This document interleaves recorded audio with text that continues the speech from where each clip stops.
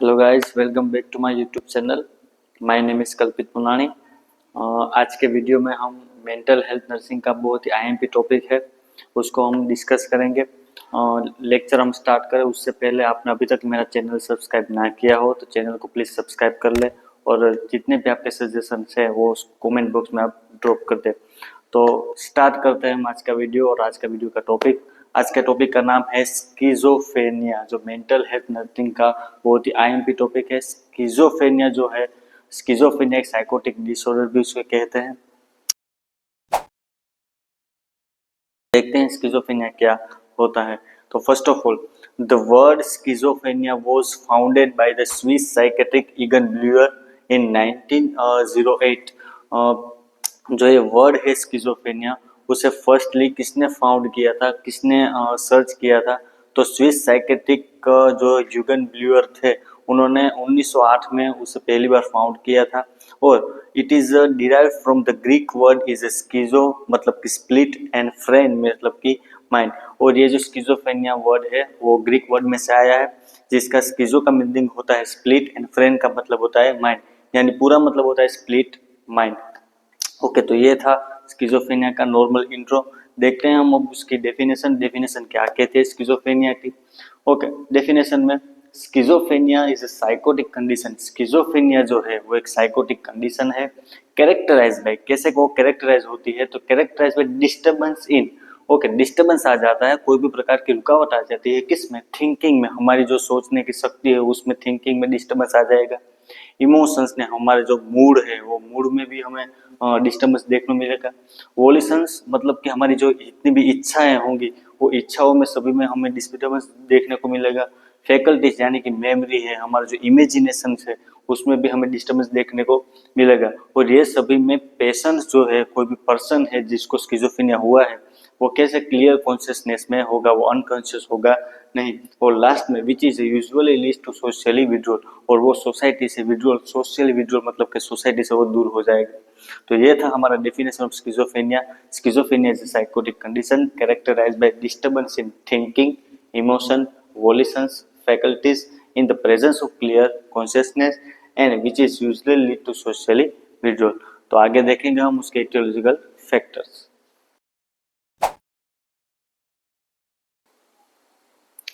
Okay, तो अब हम देखेंगे स्किज़ोफ्रेनिया के इटियोलॉजिकल फैक्टर्स यानी कि कॉजेज एंड रिस्क फैक्टर के कौन कौन से ऐसे कॉज हैं जिसकी वजह से स्किज़ोफ्रेनिया कॉज हो सकता है। Let's start. ओके, इटियोलॉजी में फर्स्ट है न्यूरोस्ट्रक्चरल। न्यूरोस्ट्रक्चरल फैक्टर्स कैसे कैसे होते हैं जिसकी वजह से स्किज़ोफ्रेनिया हो सकता है। उसमें पहला है डिक्रीज ब्रेन वॉल्यूम। डिक्रीज यानी कि कम हो जाना ब्रेन का वॉल्यूम। ब्रेन का जो वॉल्यूम है, ब्रेन में जो इनसफिशिएंसी हो जाती है कोई भी कारण से, ब्रेन में किसी भी प्रकार का एट्रोफी आ जाता है या कोई भी प्रकार से ब्रेन का वॉल्यूम डिक्रीज हो जाता है, तब भी स्किज़ोफ्रेनिया हो सकता है। सेकंड हमारा है large lateral and third ventricles. Brain में जो वेंट्रिकल्स होते हैं लेटरली एंड इनर साइड, वो वेंट्रिकल्स लार्जर हो जाते हैं, अपनी साइज में इंक्रीमेंट लाते हैं, तभी भी स्किज़ोफ्रेनिया हो सकता है। थर्ड वन है हमारा atrophy in the frontal lobe and cerebellum. Cerebellum जो हमारा छोटा दिमाग होता है, सेरेबेलम, और जो फ्रंटल लोब होता है, फ्रंटल लोब में एट्रोफी, एट्रोफी आ जाना मीन्स के साइज में इंक्रीज में जाता है ना, तो वो जब फ्रंटल लोब और सेरेब्रम में एट्रोफी हो जाती है उसकी वजह से भी स्किज़ोफ्रेनिया हो सकता है। तो ये थे न्यूरोस्ट्रक्चरल फैक्टर। सेकंड वन है हमारा जेनेटिक फैक्टर। कि जेनेटिक फैक्टर कौन कोज करेगा स्किज़ोफ्रेनिया, तो उसमें एक है कॉन्संजीनियस मैरिजेस। कि जो कॉन्संजीनियस मैरिजेस करते हैं, जो ब्लड रिलेशनशिप वाले लोग जो होते हैं वो आपस में मैरिज करते हैं, तो उसकी वजह से जीन अफेक्ट हो सकते हैं। उसको बोला जाता है कॉन्संजीनियस मैरिजेस। तो ये कॉन्संजीनियस मैरिजेस भी कॉज करता है किसको? स्किज़ोफ्रेनिया को। ये था हमारा जेनेटिक फैक्टर। थर्ड वन है हमारा पेरीनेटल फैक्टर। पेरीनेटल फैक्टर यानी कि बच्चा डिलीवर नहीं हुआ है उससे पहले का जो पीरियड होता है पेरीनेटल, वो पेरीनेटल में कौन कौन से फैक्टर अफेक्ट करते हैं स्किज़ोफ्रेनिया के लिए। तो उसमें पहला है मैटरनल इन्फ्लुएंजा। माता को, मैटरनल यानी कि माता को, किसी भी मदर को इन्फ्लुएंजा बीमारी होगी या फिर इन्फ्लुएंजा वायरस होगा तो उसके बच्चे में भी ये इन्फ्लुएंजा स्प्रेड होगा और ये ब्रेन को अफेक्ट करेगा, उसके लिए स्किज़ोफ्रेनिया कोज करता है। सेकेंड वन है बर्थ ड्यूरिंग लेट विंटर, कि जो भी बेबी का या फिर जो भी बच्चे का बर्थ यानी कि जन्म जो है वो लेट विंटर में होगा, तो ये भी एक फैक्टर कोज करता है कि इसको स्किज़ोफ्रेनिया को। उसके बाद है complications of pregnancy particularly during labour and delivery, या डिलीवरी करते समय या फिर लेबर के टाइम कोई भी बच्चे में या मदर में कोई किसी भी प्रकार की कॉम्प्लिकेशंस आती है तो भी स्किज़ोफ्रेनिया कोज हो सकता है। तो ये थे हमारे पेरिनेटल फैक्टर। फोर्थ वन है हमारा फैमिली फैक्टर के। फैमिली फैक्टर में कौन कौन से स्किज़ोफ्रेनिया जो है वो स्किज़ोफ्रेनिया को कोज करेंगे। उसमें पहला वो है mother child relationship over protective, यानी कि मदर जो है वो अपने बच्चे के प्रति इतना ओवर प्रोटेक्टिव हो जाती है, उसकी छोटी छोटी बात में उसको रोकना टोकना, किसी एक बात में उसको लेक्चर देना, टॉर्चर करना, तो ये सब बेबी के डेवलपमेंट में बहुत ही अफेक्ट करते हैं और बेबी को स्किज़ोफ्रेनिया होने के चांसेस बढ़ जाते हैं। तो ये भी एक फैक्टर है। सेकेंड वन है हमारा डिसफंक्शनल फैमिली सिस्टम, कि फैमिली सिस्टम जो भी जॉइंट फैमिली में जो कोई बच्चा या कोई पर्सन है वो लिव करता है और रोज रोज के झगड़े, रोज रोज की परेशानियां तकलीफ जो फैमिली में देखने को मिलती है वो सीधा अफेक्ट करती है बच्चे की हेल्थ को, मेंटल हेल्थ को, और स्किज़ोफ्रेनिया कोज करवाती है। उसके बाद है डबल ब्लाइंड कम्युनिकेशन, कि फैमिली के अंदर या फिर सोसाइटी के अंदर कोई भी पर्सन को डबल ब्लाइंड मतलब कि एक तरफ से उसका अच्छा भी कहना और दूसरी तरफ से उसको बुरा भी कहना, तो ये होता है डबल ब्लाइंड कम्युनिकेशन। जो डबल ब्लाइंड कम्युनिकेशन जो भी कोई पर्सन एक दूसरे पर्सन के साथ करता है तो उसे मेंटली टॉर्चर होता है, उसके वजह से स्किज़ोफ्रेनिया कोज हो सकता है। और लास्ट में है हमारा फैक्टर, अदर फैक्टर में है लो सोशियो इकोनॉमिकल स्टेटस। लो सोशियो इकोनॉमिकल स्टेटस का मीनिंग ये होता है कि कोई भी पर्सन, कोई भी इंडिविजुअल पर्सन अपनी लाइफ की नीड के मुताबिक अपनी कोई भी नीड वो फुलफिल नहीं कर सकता है, उसकी वजह से उसको स्ट्रेस होता है, डिप्रेशन होता है और स्किज़ोफ्रेनिया कोज हो सकता है। और लास्ट में है ट्रोमेटिक लाइफ इवेंट, की लाइफ में कोई भी ट्रोमेटिक इवेंट्स हो जाते हैं, किसी लव वन का डेथ हो जाना, फैमिली पार्टनर का ब्रेकअप हो जाना, कोई भी कारण ट्रोमेटिक लाइफ इवेंट हो सकते हैं, उसकी वजह से भी स्किज़ोफ्रेनिया कोज हो सकता है। तो ये थे हमारे इटियोलॉजिकल फैक्टर। उसमें पहला था न्यूरोस्ट्रक्चरल, सेकंड था जेनेटिक, थर्ड वन था perinatal, fourth family factor and fifth others. Okay, उसके बाद देखेंगे हम क्लिनिकल मैनिफेस्टेशन यानी कि sign and symptom of the schizophrenia.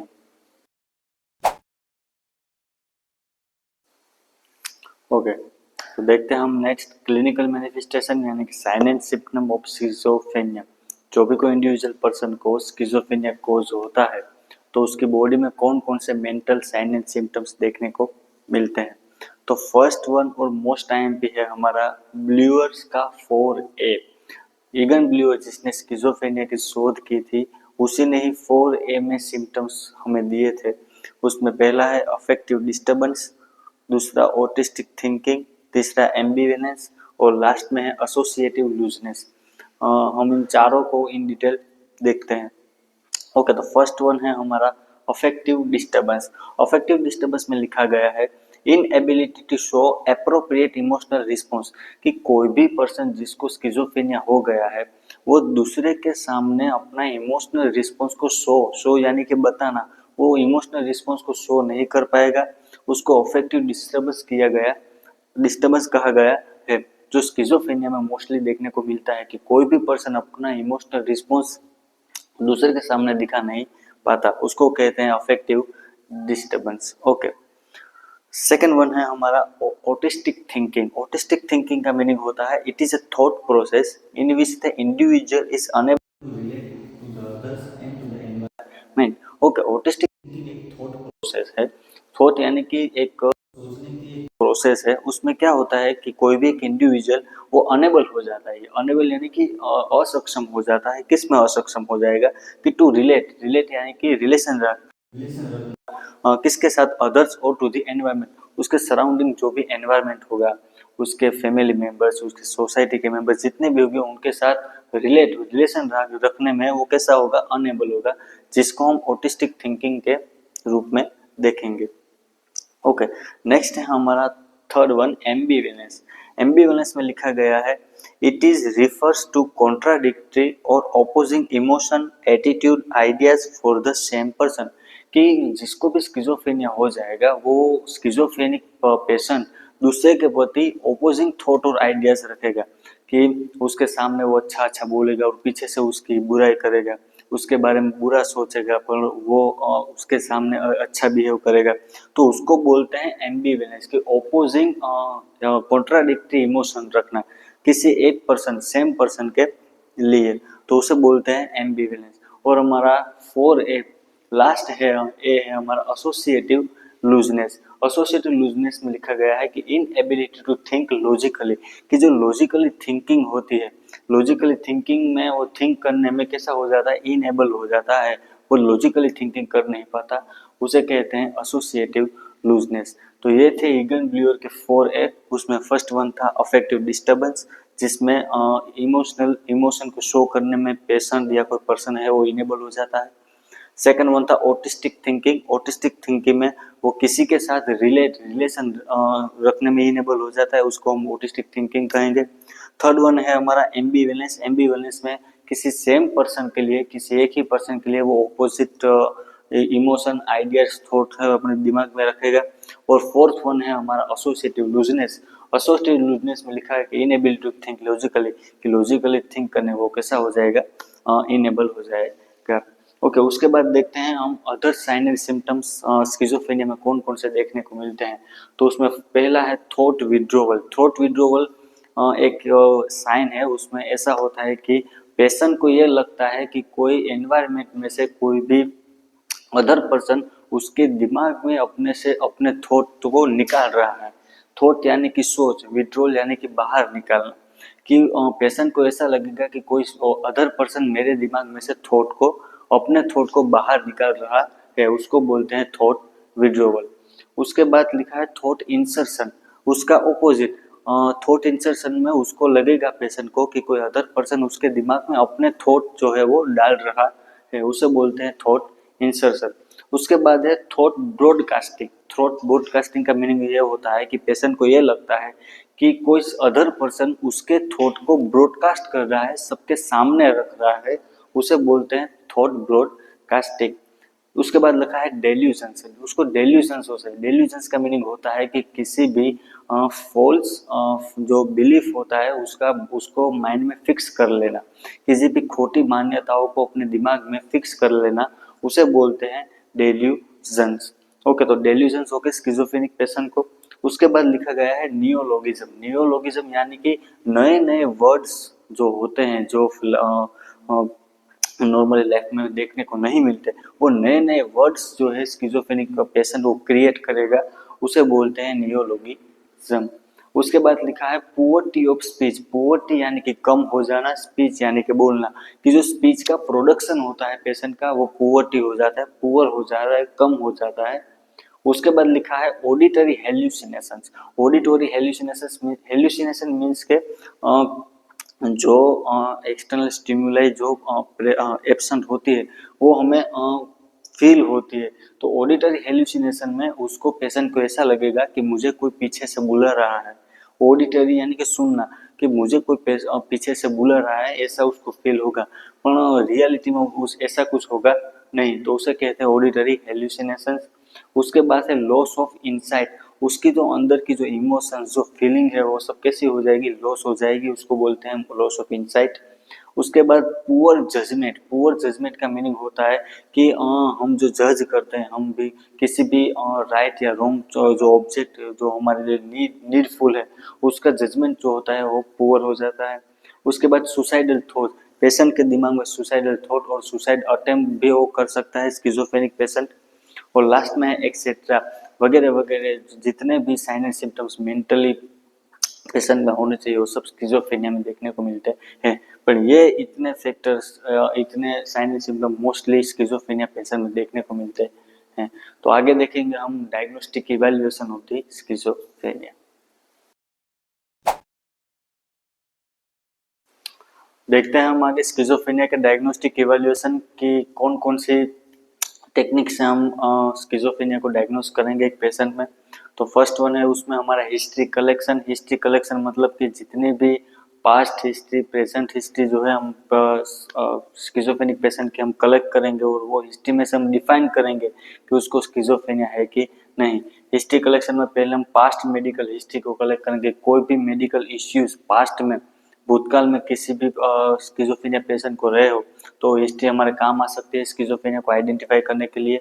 Second one है सोशियो इकोनॉमिक हिस्ट्री, कि सोशियो इकोनॉमिक हिस्ट्री में से हमें ये पता चल जाएगा कि सोशियो इकोनॉमिक जो उसकी जो नीड है वो नीड फुलफिल हो रही है कि नहीं, उसकी वजह से स्किज़ोफ्रेनिया हुआ है कि नहीं, वो हमें हिस्ट्री पता लग जाएगी। थर्ड वन है पर्सनल हिस्ट्री, कि उसकी जो भी पर्सनल हिस्ट्री है कि वो कहाँ जाता है, किससे मिलता है, उसका ऑक्यूपेशन क्या है, वो किस सोसाइटी में रहता है, कैसे कैसे लोगों के साथ रहता है, वो सब पर्सनल हिस्ट्री हम लेंगे किसके लिए, स्किज़ोफ्रेनिया के लिए। उसके बाद है मराइटल हिस्ट्री। मराइटल हिस्ट्री मतलब के मैरिज हिस्ट्री, कि वो मैरिड है या अनमेरिड। और लास्ट वन है हमारी हैबिचुअल हिस्ट्री। हैबिचुअल हिस्ट्री में उसको अल्कोहल, स्मोकिंग, कंजप्शन की हैबिट है या नहीं, उसके हम हिस्ट्री लेंगे। उसके बाद है फिजिकल एग्जामिनेशन। फिजिकल एग्जामिनेशन में हम उसके वाइटल साइन को चेक करेंगे, उसकी बॉडी इमेज को चेक करेंगे, बॉडी पोस्चर को हम चेक करेंगे, उसमें से भी हम स्किज़ोफ्रेनिया को आइडेंटिफाई कर सकते हैं। और थर्ड वन मोस्ट टाइम भी mental status examination. Mental status examination में हम उसके थॉट प्रोसेस को चेक करेंगे, उसके आइडियाज, उसको उसके माइंड में कैसे कैसे आइडियाज को लाता है, कैसे शो करता है, उसको हम चेक करेंगे। इमोशन, दूसरे के प्रति वो कैसे इमोशन रखता है उसको हम चेक करेंगे, उसकी फीलिंग्स को जानेंगे। और जितने भी उसकी इंसाइट है, उसका जजमेंट, उसका अटेंशन, उसकी मेमोरी, उसकी थिंकिंग प्रोसेस, उन सबको हम मेंटल स्टेटस एग्जामिनेशन के थ्रू चेक करेंगे और स्किज़ोफ्रेनिया को आइडेंटिफाई करेंगे। तो ये था हमारा डायग्नोस्टिक इवैल्यूएशन ऑफ स्किज़ोफ्रेनिया। उसमें first one history collection, physical examination और लास्ट में था हमारा मेंटल स्टेटस एग्जामिनेशन। अब हम देखेंगे मोस्ट टाइम पे nursing management of the schizophrenia. उसमें मेडिकल मैनेजमेंट में हम देखेंगे फार्माकोलॉजिकल मैनेजमेंट, साइकोथेरापी मैनेजमेंट और लास्ट में हम देखेंगे नर्सिंग मैनेजमेंट। ओके, देखते हैं हम आगे मैनेजमेंट ऑफ स्किज़ोफ्रेनिया। स्किज़ोफ्रेनिया का कैसे मैनेजमेंट करेंगे। तो मैनेजमेंट में फर्स्ट वन मैनेजमेंट है हमारा साइको फार्माकोलॉजिकल मैनेजमेंट, कि हम कौन कौन से ड्रग पेशेंट को अप्लाई करेंगे स्किज़ोफ्रेनिया के अंदर। तो पहले इसका साइको फार्माकोलॉजी मैनेजमेंट में पहली ड्रग होगी हमारी एंटी एंजाइटी ड्रग। एंटी यानी कि विरुद्ध, एंजाइटी यानी कि चिंता। ओके, चिंता के अगेंस्ट में जो भी ड्रग्स काम करेगी उसको हम बोलते हैं एंटी एंजाइटी ड्रग। ये है एंटी एंजाइटी ड्रग के कुछ names, alprazolam, clonazepam, diazepam and lorazepam. ये सब है एंटी एंजाइटी ड्रग। इसको हम सेडेटिव्स भी बोल सकते हैं कि क्योंकि ये सेडेशंस की इफेक्ट भी पेशेंट में ला सकती है। ओके, सेकेंड वन है हमारी एंटी साइकोटिक ड्रग, कि जो ड्रग साइकोसिस फीचर्स के अगेंस्ट में जो वर्क करेगी उसको बोलते हैं एंटी साइकोटिक। उसमें है क्लोजापाइन, हेलोपेरिडोल, रेस्पेरिडोन, एमिसल्प्राइड, ओलेंजापाम। ये 5 ड्रग थी एंटी साइकोटिक जो साइकोटिक फीचर्स के अगेंस्ट में काम करेगी।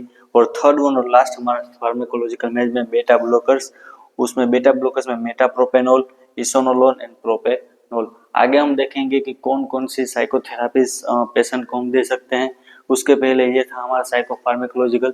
इतनी मेनली ड्रग जो है स्किज़ोफ्रेनिया में पेशेंट को हम अप्लाई कर सकते हैं। और इसके अलावा जितनी भी डॉक्टर ने प्रिस्क्रिप्शन में लिखी हो वो सब हमें स्किज़ोफ्रेनिया के पेशेंट को हमें अप्लाई करनी होगी। तो चलिए देखते हैं आगे हम थेरेपी कौन कौन सी देंगे हम पेशेंट को।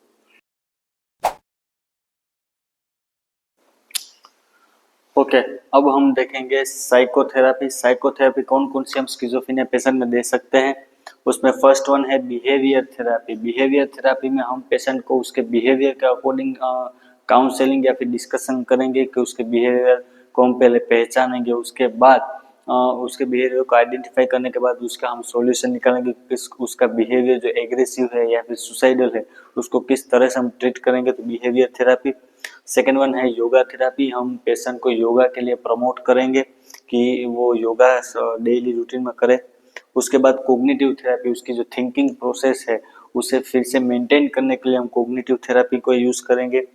फोर्थ वन है एनवायरमेंटल थेरापी। उस जो सोशल विड्रॉल हो चुका है पेशेंट उसे सोसाइटी में वापस लाने के लिए हम एनवायरमेंटल थेरापी को दे सकते हैं। फिफ्थ वन है हमारा इंडिविजुअल साइकिल थेरापी।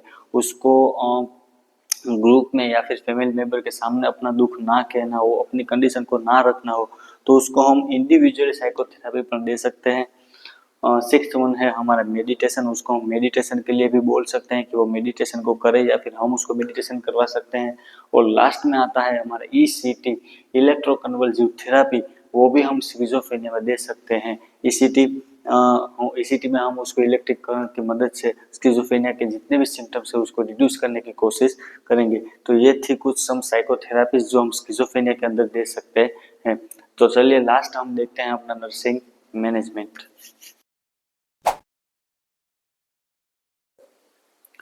ओके, देखते हैं हम लास्ट में nursing management of the schizophrenia. Schizophrenia के नर्सिंग मैनेजमेंट में हम कौन सा नर्सिंग मैनेजमेंट करेंगे।